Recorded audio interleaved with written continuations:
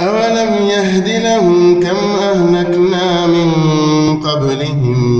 من القرون يمشون في مساكنهم إن في ذلك لآيات أفلا يسمعون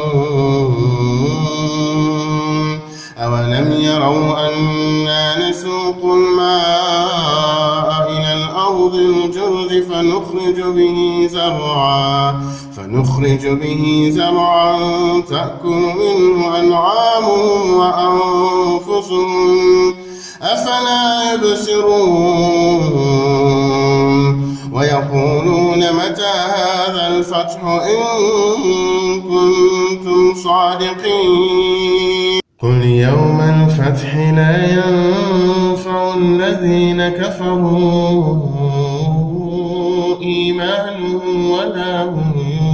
ينظرون فأعرض عنهم وانتظر إنهم منتظرون